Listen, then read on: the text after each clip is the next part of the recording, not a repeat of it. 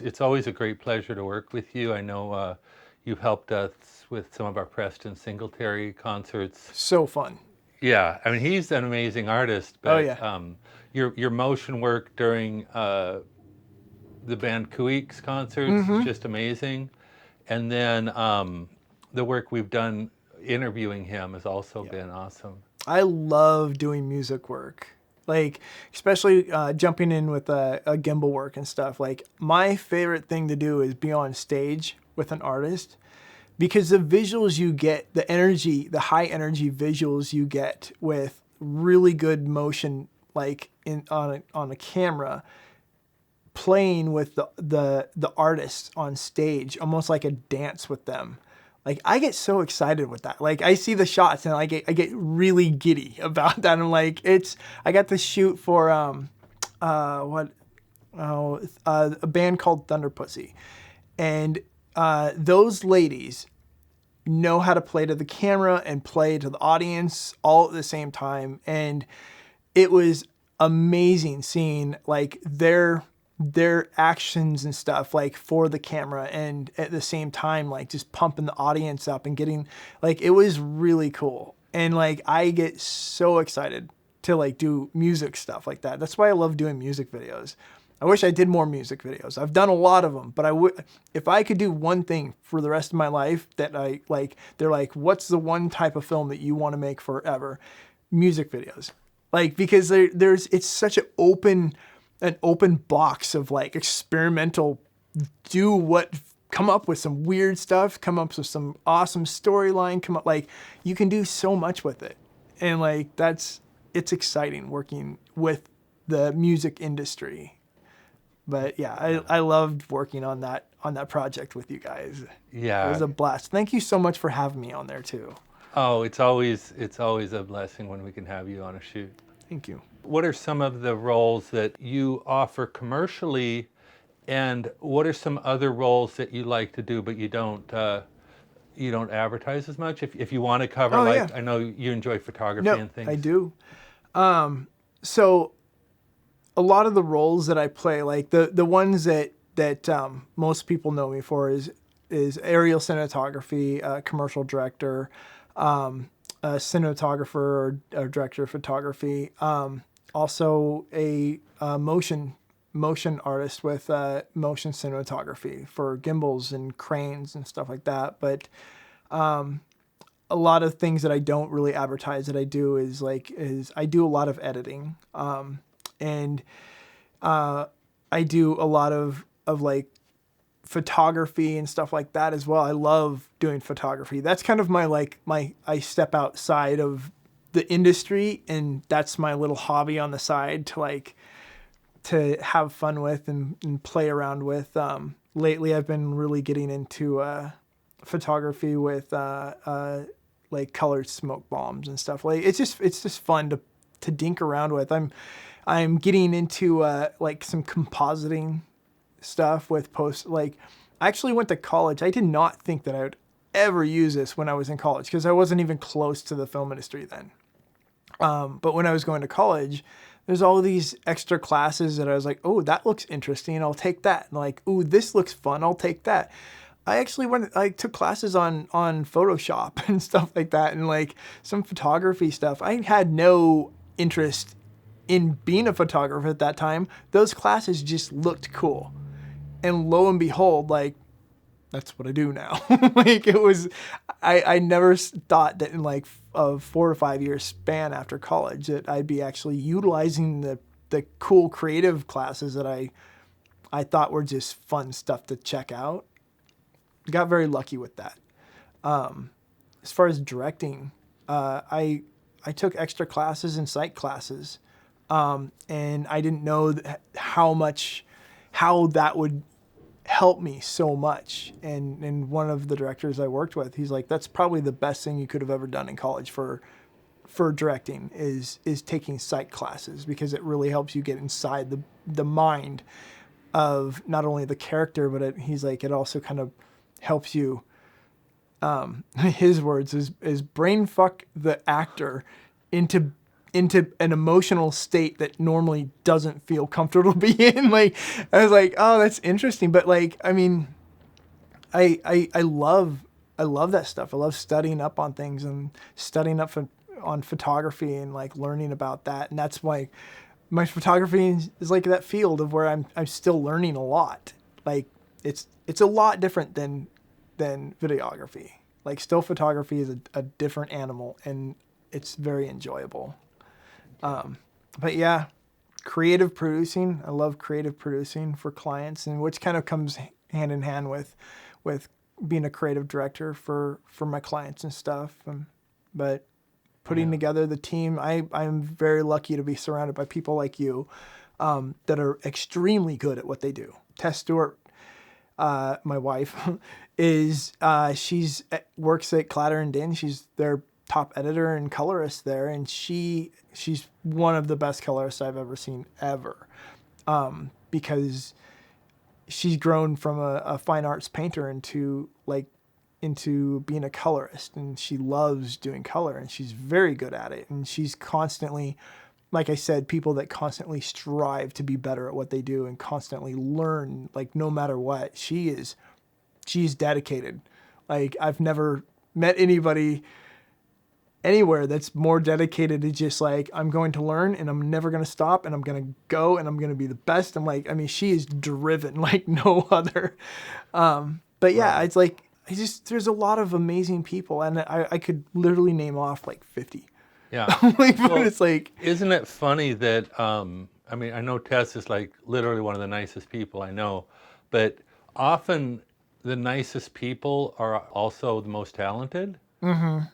Just, like maybe there's something like they're not just looking at the bottom line or, like selling tires and selling a ton of them. It's like they're driven by a passion, and that warmth and glow gives them also as a part of their gift. Yeah, exactly. Tyler Jones, David Burns, like, I mean, the nicest people you'll ever meet. Ever.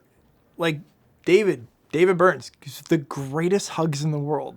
Like it's so genuine when he gives you a hug, goodbye, or like you feel like he genuinely cares about you and stuff. Like these people are amazing to work with, and they're just so talented. And it's just it's a blessing to have those people in our industry up here and stuff. And thank God they haven't like bounced to New York or LA and just like, see you later, and like left us. Like they're actually like really good pillars here in the industry in the Pacific Northwest. They do travel just like I do and just like you do. We do travel all over the world for it, but like we've kept our roots here, and it's a family, it's a home here. Well, we got to keep supporting there's that. There's something about the Pacific Northwest that is very grounding, and I mean, you just, like, you can literally go to 200 different parts of Western and Central Washington, and each one has its own feel, but it all feels like home. Mm-hmm. Let me know how COVID-19 has impacted you, both professionally and personally. Professionally, it's been a really hard impact. In March, like when everything was shut down, literally had all of March work and April's work, which was a lot, just get canceled right off the bat. And it's like, oh, okay, well, bummer. Like how long is this going to last? And like the longer it's being pushed out, like we do have a few little things that are happening and stuff, but for the most part, everything's shut down really fast. I had weekly aerial jobs that I did that continued through the shutdown, and all of a sudden, like last week, like got notice that like, oh, they got declared non-essential, unfortunately. And so having the industry that I was working for in the construction industry, having that kind of just their industry get shut down had a ripple effect into my industry and stuff. As far as aerial cinematography and photography. And I've been definitely taking this time to like kind of refine. This is literally why I also said, like, I've been looking at like maybe I should start advertising myself more, marketing myself more, because like, hell, I do it for everyone else. Like I market clients all the time. Like I come up with stuff for them. Like I should probably look at like maybe doing stuff for me and my company as well. But having this shutdown has given me a lot of time to like refine my online, kind of like almost like an online presence and stuff. Like I hadn't dealt with IMDb for ever. I knew there was a lot of stuff on there that I needed to like update and everything. I did a lot of work for Nova, a lot of work for Discovery Channel and History Channel and stuff. And I was like, I really should probably put that on there. So I started reaching out to the companies that I did that work for and everything, and got all my stuff on there. My IMDb list looks great now. Like, I was like, oh, from this year to this year, like 4 years straight working for like doing work for like Discovery Network and everything. Like I was like, oh, this is like, I really encourage people that like in this downtime, beef up your resume, beef up your profile and stuff, because you're going to want to hit the ground running. Like you want to, when we come out of this, you want to be like, it's go time. And if you've been sitting on your butt for the last month or so, like you're not going to be ready for it. So like get ready for it. Take this time, take this time to learn, take this time to like polish up your craft and your career and your like what you can show clients and what you can go to clients with, because you're going to need it. We're going to have I feel like we're going to have a massive like wave of suddenly people are like, oh God, now that this is over with, we've got to get stuff done. And I don't think it's going to be that way with every industry, but I do think that's going to be that way, especially in the commercial side of the film industry. Is clients are going to be like, all right, back to work. Let's get our brands out there, our names out there and stuff. So, well, as my sound career took off, it sucks. I suck.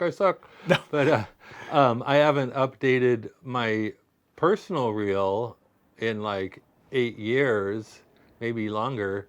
Now's the perfect time to do it. Yeah, and then Hearthstone, it also should have a reel, and but we get so busy trying to finish these 3 films that it's like, but you got to think as, you really are a commercial artist. Mm-hmm. And so, you may be the best painter in the world, but if nobody knows about it, yep, then Jack down the road, who's not very good, but is on every billboard. Yeah, that's true. That's very true. You got to like be able to like get yourself out there and stuff. And I was talking to actually Tess the other day, and she said that she's been doing a lot of online networking, which I'm like, I need to start doing that. She's brilliant. Like she really thinks outside the box. So she finds, as a colorist and as an editor, she finds directors, of like really talented directors and, really talented like cinematographers and stuff, and, connects with them through LinkedIn, Instagram, like you name it, and reaches out to them and it basically introduces herself and stuff. And there's a huge company that that specializes in like color software and stuff like that. I can't remember the name off the top of my head, but she reached out, like, and they pump out a lot of amazing work. And she reached out to the CEO, and he hit her back up on LinkedIn and was like, hey, awesome. Like, your work looks amazing. Like, I mean, that's what we should be doing. We should be connecting like with the people that are really big names out there and that are like on the big billboards, like you said. Like, you should be connecting with those people. Like, I mean, you have the time right now. Like, and they have the time. I mean, exactly. Joe Rogan or Seth Rogen, Yeah. They show up on the late night shows looking pretty corny on their webcams. Yep. You never know how interesting those people are. And if you're in the commercial space, it could be people that run big companies or medium-sized companies or nonprofits, and Yep. they may finally have the time to talk to you.